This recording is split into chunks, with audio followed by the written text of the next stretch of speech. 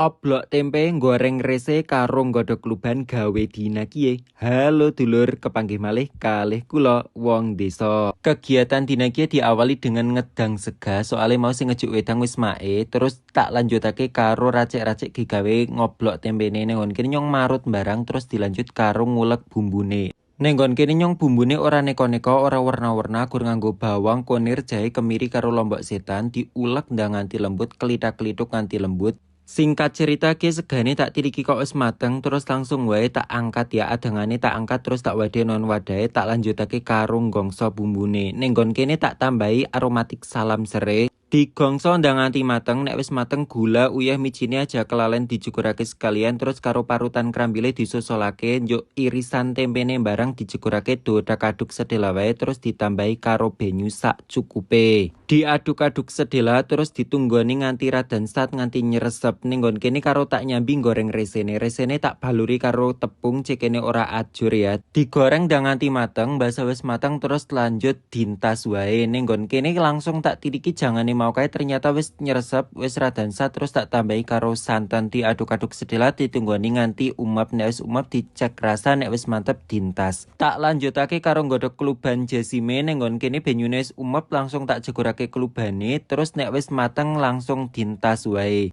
Nah, kiye nyong wis matengan kabeh. Rika-rika pada masak apa dulur? Nek nyong masak ki lho, masakane wong desa sederhana kaya ngene iki. Kluban rese sambel pol nikmate ya wis ya nyong tak sarapan dingin tak pamit tak pareng.